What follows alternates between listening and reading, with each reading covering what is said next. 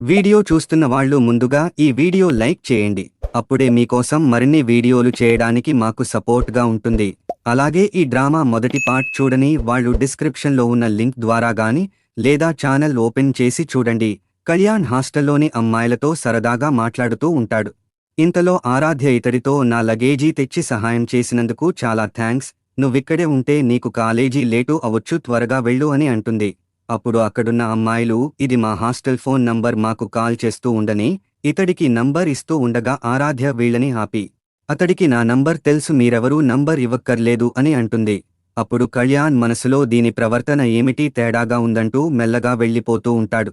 అప్పుడు హాస్టల్ అమ్మాయి మాకు కాల్ చేస్తావుగా అని అడగగా ఇతడు కన్ను కొట్టి వెళ్ళిపోతాడు. ఆ తర్వాత కళ్యాణ్ బయటికి వెళ్ళి హాస్టల్ వార్డన్ ఆంటీ నన్ను బయటికి వెళ్ళనివ్వట్లేదు, నువ్వు నాతో వచ్చి నన్ను బయటకి పంపుతావా అని అంటాడు. అప్పుడు ఆరాధ్య కళ్యాణ్ దగ్గరికి వస్తుంది. కానీ కళ్యాణ్ ఈమెతో నేను ఊరికే చెప్పాను, మీ హాస్టల్ మార్కెట్లా ఉంది, ఎవడు వచ్చి వెళ్ళినా మీ వార్డన్ పట్టించుకోవట్లేదు అని అంటాడు. నీ మంచి కోసమే చెప్తున్నా, ఇది కాలేజీ, ఇక్కడ అంతా అప్డేటెడ్లా ఉంటారు, కాబట్టి నువ్వు జాగ్రత్తగా ఉండు అని అంటాడు. అలాగే ఈమె తలను సరిచేసి ఇందాక నిన్ను ప్రపోజ్ చేస్తే రిజెక్ట్ చేశావు, అయినా పర్లేదు, నేను నిన్ను 6 ఏళ్లుగా ప్రేమిస్తున్నా, నీకెప్పుడు ఏం కావాలన్నా లేదా ఏమి అవసరం ఉన్నా నా కాలేజీ దగ్గరకురా, నీకోసం నేను ఎదురుచూస్తూ ఉంటానని అంటాడు. అప్పుడు ఆరాధ్య ఏడుస్తూ మరి నువ్వెందుకు నన్ను ఏడిపిస్తున్నావు అని అంటుంది. స్కూల్లో ఉన్నప్పుడు కూడా నీ వల్ల నేను 2-3 సార్లు ఏడ్చాను, అలాగే ఈ ఒక్కరోజే నువ్వు నన్ను 2 సార్లు ఏడిపించావని అంటుంది. అలాగే నా ముందే వేరే అమ్మాయి నంబర్ కూడా తీసుకున్నావు అంటూ ఏడుస్తుంది. అప్పుడు కళ్యాణ్ అయ్యో అదేం లేదు, నేను అది ఎప్పుడో పడేశాను అంటూ తన ఖాళీ జేబులు చూపిస్తాడు. అలాగే ఈమెతో నువ్వు ఇంత సెన్సిటివ్గా ఉంటే నేను వెళ్ళిపోయాక నీ స్నేహితులు నా గురించి చెప్తూ నిన్ను తప్పకుండా ఆట పట్టిస్తారని అంటాడు. అలాగే ఈమె కన్నీళ్లు తుడిచి నాకు క్లాస్ లేట్ అవుతుంది, నువ్వు కూడా త్వరగా రూంలోకి వెళ్ళిపో అని అంటాడు. కాని ఈమె అలానే ఉండేసరికి ఇతడు ఈమె భుజాన్ని పట్టుకుని వెళ్ళిపోమని తోసేస్తాడు. ఆ తర్వాత ఇతడు జేబులో నుండి రహస్యంగా దాచిన ఆ అమ్మాయిల నంబర్లు బయటకి తీస్తాడు. ఒకవేళ ఆరాధ్య నాకు పడకపోతే వీళ్లలో ఎవరో ఒకర్ని పడేయాలని అనుకుంటాడు. ఆ తర్వాత ఇతడు తన హాస్టల్లోకి రాగా తన రూమ్మేట్స్ కనపడతారు. వీళ్ల పూర్తి చరిత్ర నాకు తెలుసు, అలాగే కాలేజీ అయ్యాక వీళ్ళు ఏమి చేశారో కూడా మొత్తం నేను ముందే చూశాను అని అనుకుంటాడు. కానీ నాకు వచ్చిన ఈ పునర్జన్మ వలన వీళ్లతో మరొక్కసారి మంచిగా స్నేహం చేయాలని అనుకుంటాడు. అలాగే కాలేజీ మొదటి రోజు కావడం వలన ఇతడు వాళ్ల దగ్గరికి వెళ్లి నా పేరు కళ్యాణ్ అంటూ పరిచయం చేసుకుంటాడు. అలాగే మీరు కూడా పేర్లు చెప్తారా అని అంటాడు. అప్పుడు ఈ కుర్రాడు నా పేరు యశ్వంత్ అంటాడు, మరొకడు నేను జానీ అని అంటాడు, చివరివాడు నేను జగదీష్ అని అంటాడు. ఆ తర్వాత వీళ్లంతా దమ్ము కొడదాం అంటూ సిగరెట్లు తీసుకుంటారు. అప్పుడు కళ్యాణ్ వీళ్లకి రెండోసారి కూడా సిగరెట్లు ఇస్తాడు. రెండూ కలిపి కొడితే మజాగా ఉంటుందని అంటాడు. అలా వీరంతా సదరాగా మాటలాడుకుంటూ ఉంటారు. అప్పుడు కళ్యాణ్ మిత్రులతో ఉంటే ఆ ఫీలింగ్ నే వేరని అనుకుంటాడు. అలాగే త్వరగా డబ్బు సంపాదించి ముందు మొబైల్ కొనుక్కోవాలని అనుకుంటాడు. అలాగే ఇతడు ఇది 2002వ సంవత్సరం, ఇక్కడ కొరియర్ సర్వీసులు లేవు, అందుకని ముందు నేను కొరియర్ బిజినెస్ స్టార్ట్ చేయాలని అనుకుంటాడు. అలాగే ఇతడు గోడపై ఉన్న పోస్టర్ పీకి ఒక ఆఫీసు దగ్గరికి వెళ్లి పార్ట్ టైం జాబ్ కోసం పోస్టర్ అంటించారు కదా, ఆ జాబ్ నేను చేస్తాను అని అంటాడు. కానీ ఆఫీసర్ నువ్వు లేట్ అయ్యావు, ఆల్రెడీ జాబు వేరే వాళ్లకి ఇచ్చేశాను అని అంటాడు. కానీ ఈ కుర్రాడు కుర్చీలో కూర్చుని వాడిని తీసేసి నన్ను జాబులో పెట్టాలంటే మీకు ఏమి ఇవ్వాలని అంటాడు. అప్పుడు ఆఫీసర్ ఓహో జాబు కొంటావా అని అంటాడు. కానీ ఇతడు నేను డబ్బు సంపాదించాలని చూస్తున్నా, అంతకు మించి ఏమీ లేదని అంటాడు. అలాగే ఆఫీసర్కు సిగరెట్ ఇస్తాడు. అప్పుడు మేనేజర్ నీ బట్టలు చూస్తుంటే గొప్పింటి వాడిలా ఉన్నావు, నీకు ఉద్యోగంతో పని ఏమిటని అంటాడు.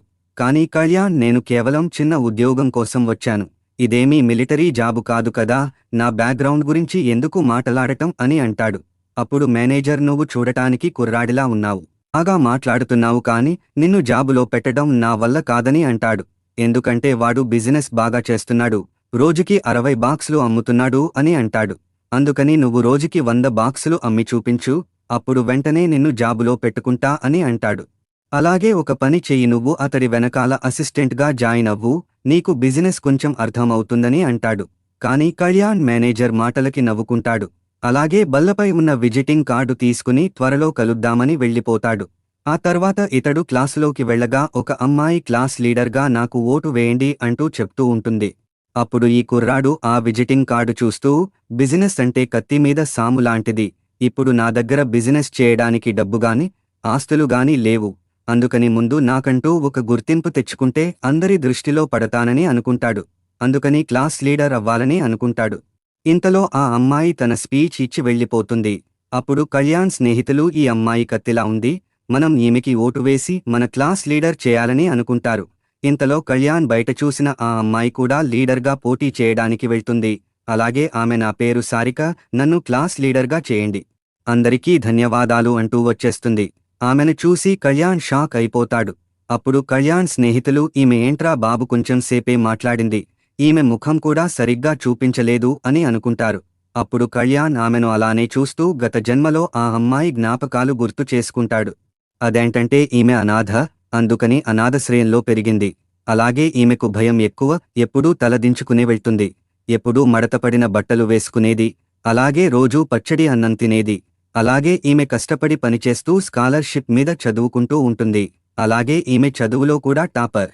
అంతేకాకుండా ఈమె ఎవరికీ దగ్గర అవలేదు. కానీ కాలేజీ అయిపోయాక లాస్ట్ రోజు పార్టీలో చక్కగా మోడ్రన్ డ్రెస్ వేసుకుని వచ్చి అందరినీ షాక్ అయ్యేలా చేసింది. అంతేకాకుండా భార్యగా చేసుకోవడానికి ఈమె చాలా పెర్ఫెక్ట్, అందుకని ఈ జన్మలో ఈమెను అసలు వదులుకోకూడదని అనుకుంటాడు.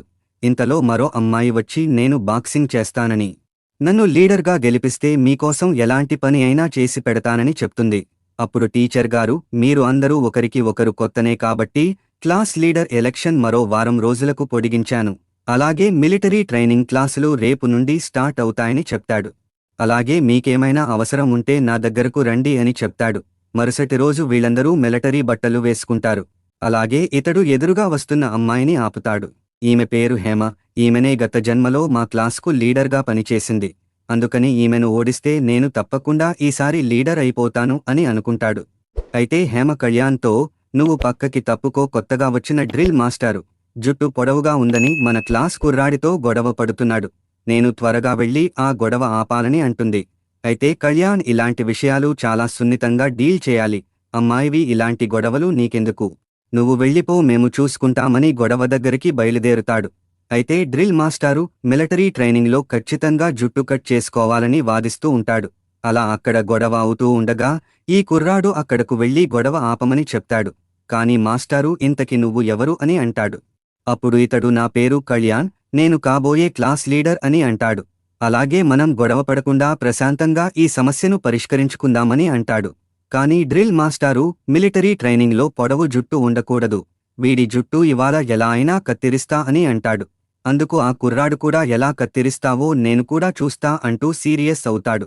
అప్పుడు కళ్యాణ్ స్టూడెంట్ను నోరు మూసుకో అని చెప్పి డ్రిల్ మాస్టారుతో, సార్ మీరు మాకోసం మిలిటరీ ట్రైనింగ్ ఇవ్వడానికి మా కాలేజీకి వచ్చారు, ఒప్పుకుంటాను, మీరు కూడా కొన్ని రూల్స్ ఉంటాయి, కానీ ఇదేమీ నిజమైన మిలిటరీ కాదు కదా, మేము కాలేజీ స్టూడెంట్స్ కాబట్టి జుట్టు తగ్గించడానికి కొంచెం ఇబ్బంది పడతాము. అయినా కాలేజీ మిలిటరీ ట్రైనింగ్లో జుట్టు కట్ చేయాలని ఎక్కడైనా రూల్ ఉందా అని నిలదీస్తాడు. అంతేకాకుండా మీరు ఇలా స్టూడెంట్స్తో గొడవ పడటం ప్రిన్సిపాల్ చూస్తే మీ గురించి తప్పుగా అనుకుంటారు కదా అని అంటాడు. అంతేకాకుండా సరే, మేమంతా ఒక పని చేస్తాము, ఈ మిలిటరీ ట్రైనింగ్లో మా జుట్టు బయటకు కనపడకుండా దాచుకుంటాము, అప్పుడు మీకు కూడా ఎలాంటి సమస్య ఉండదు కదా అని అంటాడు. అలాగే స్టూడెంట్తో కూడా మాస్టారు గారికి క్షమాపణ చెప్పమని అంటాడు. కానీ ఆ స్టూడెంట్, నేనేమీ తప్పు చేయకుండా ఎందుకు క్షమాపణ చెప్పాలని అంటాడు. అప్పుడు కళ్యాణ్ ఇతడిని పక్కకి లాగి, ఒక్క క్షమాపణ చెప్తే నీ సొమ్ము ఏమైనా పోతుందా, మొదటి రోజే అతనితో గొడవ పెట్టుకుంటే ఆయన ట్రైనింగ్లో మన మీద కఠినంగా ఉంటాడని తిడతాడు. దీంతో ఆ స్టూడెంట్ మాస్టర్ దగ్గరికి వెళ్లి క్షమాపణ చెప్తాడు. అప్పుడు డ్రిల్ మాస్టారు అందరినీ ప్రాక్టీస్ స్టార్ట్ చేయమని అంటాడు. ఇంతలో హేమ అక్కడికి వచ్చి అందరినీ తిడుతూ, సరిగ్గా రూల్స్ పాటించండి అంటూ హడావుడి చేస్తూ ఉంటుంది. ఆ తర్వాత డ్రిల్ మాస్టర్ వెళ్లిపోతున్న కళ్యాణ్ను పిలుస్తాడు. అలాగే మాస్టారు అతడితో, మిలిటరీ ట్రైనింగ్ అంటే సరిగ్గా బట్టలు వేసుకుని రావాలి, కానీ నువ్వు నీ ఇష్టం వచ్చినట్లు వచ్చావు, అందుకని గ్రౌండ్ చుట్టూ 10 రౌండ్లు కొట్టు అని అంటాడు. ఇది విని అతడి స్నేహితులు నవ్వుకుంటూ ఉంటారు. అప్పుడు ఈ కుర్రాడు, నేను గొడవ జరుగుతుంది అన్న కంగారులో ఇలా వచ్చేశాను, అయితే ఆ యశ్వంత్ గాడిని చూడండి, టోపీ సరిగ్గా పెట్టుకోలేదు, వాడికి కూడా కనీసం 5 రౌండ్లు పనిష్మెంట్ ఇవ్వండి అని అంటాడు. అప్పుడు మాస్టారు యశ్వంత్కి కూడా 10 రౌండ్లు వేయాలని పనిష్మెంట్ ఇస్తాడు. దీంతో వీరిద్దరూ రౌండ్లు వేయడం స్టార్ట్ చేసి తిరిగి ఒకచోట ఆగిపోతారు. అప్పుడు యశ్వంత్, ఒరేయ్ నన్ను ఎందుకు ఇరికించావురా అని అంటాడు. అయితే కళ్యాణ్ మాత్రం లేకపోతే నా ఒక్కడికే తిరిగితే నాకు బోర్గా ఉంటుంది అని అంటాడు. సరేలే రాత్రికి నీకు డ్రింక్ కొంటానని అంటాడు. కాని యశ్వంత్ నీ తొక్కలో డ్రింక్ నాకు వద్దు, నాకొక బీరు కొను అని అంటాడు. ఇంతలో స్టూడెంట్స్ అక్కడికి వచ్చి డ్రిల్ మాస్టారుతో బాగా ఆడుకున్నావ్ బ్రో అంటూ కళ్యాణ్ను పొగుడుతూ ఉంటారు. కాని కళ్యాణ్ వీడి పనికిమాలిన జుట్టు వలన నాకు 10 రౌండ్లు వేయాల్సిన పనిష్మెంట్ వచ్చిందని తిడుతూ ఉంటాడు. కాని అప్పుడు ఆ కుర్రాడు నువ్వేమీ కంగారు పడకు మావా, నువ్వు క్లాస్ లీడర్గా గెలవడానికి మేమందరం సపోర్టుగా నీకోసం క్యాంపెయిన్ చేస్తామని మాట ఇస్తాడు. అలాగే అక్కడున్న మిగతా విద్యార్థులు కూడా మా ఓట్లు అన్నీ నీకే బ్రో అంటూ అంటారు. అయితే ఇదంతా పక్కనే ఉన్న ఇతడి క్రష్ అయిన సారిక చూస్తూ ఉంటుంది. అప్పుడు కళ్యాణ్ కన్నుకొట్టగా సారిక భయపడిపోతుంది. ఇది చూసి అబ్బాయిలు అందరూ నవ్వుకుంటూ ఉంటారు. కాని హేమ అనే ఈ అమ్మాయి మాత్రం వీడిని నా మీద గెలవనివ్వను అని అంటుంది. ఆ తర్వాత క్లాసులోని ఒక అమ్మాయి హాస్టల్లోకి వెళ్లి అక్కడ ఉన్న వారందరికీ వాళ్లకి నచ్చిన చాక్లెట్లు ఇస్తూ ఎలక్షన్లో మీ ఓటు నాకే వేయండి అంటూ వెళ్ళిపోతుంది. అప్పుడు ఒక అమ్మాయి ఇలా మనకి చాక్లెట్లు లంచం ఇస్తూ లీడర్ అవ్వాలని చూస్తుంది. ఇలాంటి దానికి లీడర్ పొజిషన్ ఇవ్వడం కరెక్ట్ అంటారా అని అంటుంది. అప్పుడు అక్కడే ఉన్న మరో అమ్మాయి నాకు మాత్రం కళ్యాణ్ లీడర్గా అవ్వడం చూడాలని ఉంది. ఇవాళ అందరి ముందు ధైర్యంగా డ్రిల్ మాస్టారుతో మాట్లాడి హీరోగా సమస్యను పరిష్కరించాడని అంటుంది. అయితే ఇంకొక అమ్మాయి అతడిని క్లాస్ లీడర్ చేస్తే మనం ఈమె పంచిన ఈ చాక్లెట్లు మిస్ అవుతాము కదా అని అంటుంది. ఇక్కడితో కథ అవ్వలేదు. తర్వాత ఏమి జరిగిందో అనేది 3వ పార్ట్లో వివరిస్తాను. అందుకని వీడియో చూస్తున్న వారందరూ ఈ వీడియో లైక్ చేసి పార్ట్ 3 అని కామెంట్ చేయండి. వీడియోకి ఎక్కువ లైక్స్ వస్తే తర్వాత పార్ట్ త్వరగా పెడతాను. అలాగే మర్చిపోకుండా మన ఛానల్ సబ్స్క్రైబ్ చేసుకోవడం ద్వారా ఇలాంటి డ్రామా వీడియోలు రోజూ చూడవచ్చు.